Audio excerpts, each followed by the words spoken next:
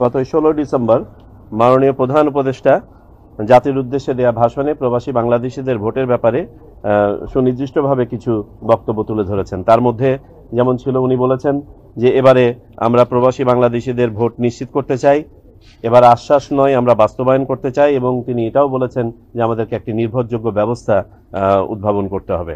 এই আলোকে কমিশন সংশ্লিষ্ট কমিটিকে দায়িত্ব প্রদান করে যে এটা নিয়ে গবেষণা করে একটা সুনির্দিষ্ট প্রস্তাব কমিশনের সামনে দিতে।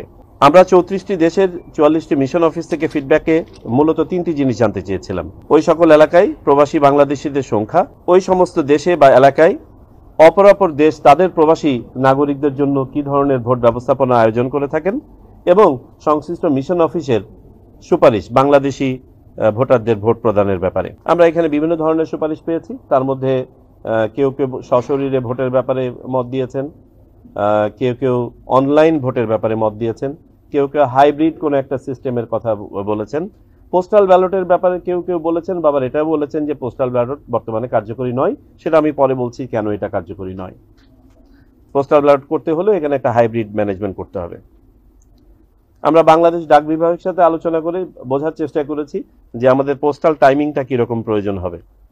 তা আমাদের ফাইন্ডিং হচ্ছে, এই কমিটির ফাইন্ডিং হচ্ছে, বর্তমান যে পোস্টাল ব্যালট সিস্টেমটা আছে প্রবাসী বাংলাদেশি ভোটারদের জন্য, এটি একটি অচল সিস্টেম।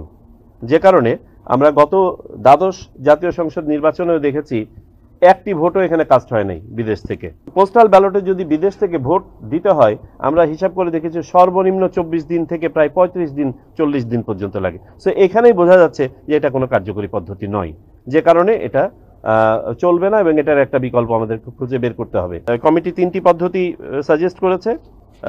দুটো বললাম, যে সময়ের মধ্যে সম্পাদনযোগ্য পোস্টাল ব্যালট, দ্বিতীয় হচ্ছে অনলাইন পদ্ধতি, আর তৃতীয়টি হচ্ছে প্রক্সি ভোট। প্রক্সি ভোট অর্থাৎ একজন প্রবাসী বাংলাদেশির পক্ষে বাংলাদেশে অবস্থানরত একজন ভোটার তার ভোটার এলাকার তার হয়ে ভোটটা দিয়ে দেওয়া। আমাদের কমিটির কাছে বিবেচ্য বিষয়াদি ছিল ভোটারের পরিচয় নিশ্চিত হওয়া, ভোটের গোপনীয়তা এবং নিরাপত্তা। আমাদের যে সিস্টেমই অ্যাডপ্ট করি না কেন, এটা হতে হবে নিরাপদ এবং নির্ভরযোগ্য। একটা সাক্ষ্য থাকার ব্যবস্থা থাকতে হবে যাতে করে আইনি বিষয়গুলো ফেস করা যায়, অর্থাৎ আমরা পেপার ট্রেইলের কথা বলেছি।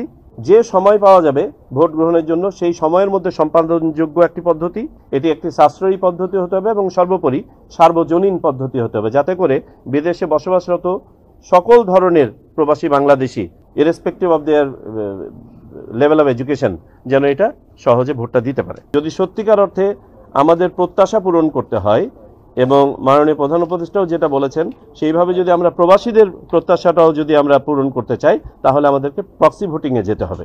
প্রক্সি ভোটিং বর্তমানে কয়েকটি দেশে বিভিন্ন পরিসরে প্রচলিত আছে।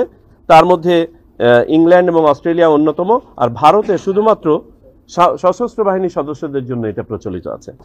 আর সর্বোপরি যে যুক্তিটি তারা দিয়েছে কমিটির পক্ষ থেকে, যে এইটি একমাত্র পদ্ধতি যেটা ন্যূনতম ইন্টারভেনশনের মাধ্যমে সময়ের মধ্যে এবং রিয়েল টাইমে করা সম্ভব। প্রবাসে যারা গিয়েছেন তারা তো কেউ কেউ এনআইডি নিয়েই গেছেন, তার মানে উনি ভোটার তালিকায় আছেন। আর আমরা 7টা দেশে, ইতোমধ্যে 9টা দেশ হয়ে যাবে, 9টা দেশে আমরা ভোটার নিবন্ধন কার্যক্রম চালু করেছি। যারা ভোটার তালিকায় নিবন্ধিত আগে হন নাই এবং এনআইডি কার্ড পান নাই, তাদের জন্য এই 9টা দেশে আমরা সেবা চালু করেছি। অদূর ভবিষ্যতে আমরা এই সেবাটা 40টা দেশে সম্প্রসারণ করব।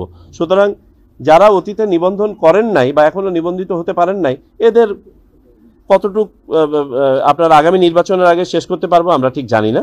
তবে আমরা যেসব দেশে ডিপ্লয় করেছি এগুলোতে তো একটা উল্লেখযোগ্য সংখ্যক আসবে। বাট আমাদের যেহেতু প্রবাসী বাংলাদেশের সংখ্যা অনেক, এবং আমরা ধারণা করি যে একটা সংখ্যা তো যারা অনেক আগে বাংলাদেশ থেকে গিয়েছেন, এখনো পর্যন্ত ভোটার তালিকায় অন্তর্ভুক্ত হন নাই, এনআইডি নেন নাই, তাদের